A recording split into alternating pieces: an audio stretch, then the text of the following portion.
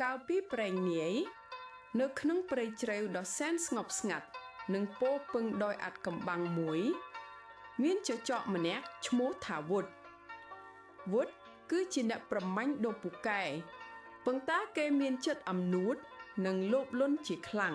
នៅមិនឆ្ងាយប៉ុន្មានមានអណ្ដើកចរាម្នាក់ឈ្មោះថាគិរីរស់នៅដោយភាពស្ងប់ស្ងាត់គេចូលចិត្តសង្កេតមើលពិភពលោកនិងប្រើប្រាស់ជីវិតដោយមិនប្រញាប់ប្រញាល់ឡើយថ្ងៃមួយភាពសោយបានមកដល់ចចកវុឌ្ឍដែលកំពុងតែឃ្លានខ្លាំងបានប្រទះឃើញអណ្ដើកគិរីនៅក្បែរមាត់ទឹកវុឌ្ឍសោកយ៉ាងខ្លាំងរួចនិយាយថាហាអណ្ដើកយឺតថ្ងៃនេះឯងគឺជាចំណីដ៏ផ្អែមមាត់របស់យើងហើយទោះបីជាស្ថិតក្នុងគ្រោះថ្នាក់ប៉ុន្តែគិរីមិនមានការតក់ស្លុតឡើយគេដឹងថាការរត់មិនមែនជាដំណោះស្រាយទេដូច្នេះគេត្រូវតែប្រើប្រាជ្ញាដើម្បីសង្គ្រោះជីវិតវុឌ្ឍបានព្យាយាមខំស្នូកអណ្ដើកប៉ុន្តែស្នូកនោះរឹងមាំខ្លាំងណាស់វុឌ្ឍខំតតែឈឺធ្មេញរួចស្រែកជេរអណ្ដើកដោយកំហឹងគិរីនិយាយដោយសំឡេងទន់ភ្លន់លោកម្ចាស់ចចអើយស្នូករបស់ខ្ញុំរឹងបែបនេះលោកខំមិនបែកទេបើចង់ឲ្យសាច់ខ្ញុំទន់លោកត្រូវយកខ្ញុំទៅត្រាំទឹកទន្លេឲ្យរីកសាច់សិនទើបញ៉ាំឆ្ងាញ់ដោយសារតែភាពលោភលន់បាំងមុខចចវុឌ្ឍមិនបានគិតវែងឆ្ងាយឡើយគេគិតថាគំនិតនេះពិតជាល្អណាស់ដើម្បីបានសាច់អណ្ដើកដ៏ទន់មានជាតិវុឌ្ឍបានត្រកងអណ្ដើកគិរីរួចដើរសំដៅទៅកាន់មាត់ទន្លេធំមួយដែលមានទឹកហូរយ៉ាងលឿននិងជ្រៅបំផុតក្នុងព្រៃនេះនៅពេលមកដល់មាត់ច្រាំង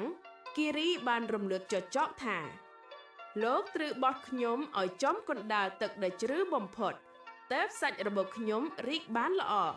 វុឌ្ឍក៏ប្រើកម្លាំងបោះអណ្ដើកគិរីទៅក្នុងទឹកឆ្វាត់គិរីបានធ្លាក់ចុះទៅក្នុងទឹកបាត់ទៅ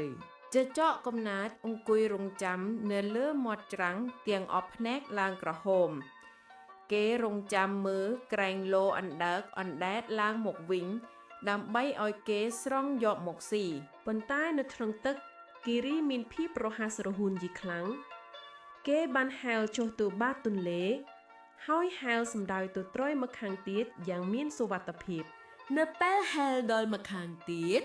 គិរីងើបក្បាលឡើងរួចស្រែកថាអរគុណលោកម្ចាស់ចចកដែលបានជួយជូនខ្ញុំមកផ្ទះវិញសាច់ខ្ញុំមិនរីកទេប៉ុន្តែប្រាជ្ញាខ្ញុំរីកចម្រើនជានិច្ចចចកវុឌ្ឍបានត្រឹមតែស្រែកយំដោយការស្ដាយក្រោយនិងភាពល្ងង់ខ្លៅរបស់ខ្លួនឯងគេបានបាត់បង់ទាំងចំណីនិងបាត់បង់ទាំងកិត្តិយសជាអ្នកប្រមាញ់រឿងនេះបានបង្រៀនយើងថាកម្លាំងបាយអាចឲ្យយើងឈ្នះមួយពេលប៉ុន្តែប្រាជ្ញានិងស្មារតីនឹងនាំយើងឲ្យឈ្នះអស់មួយជីវិតសូមអរគុណសម្រាប់ការតាមដានទស្សនា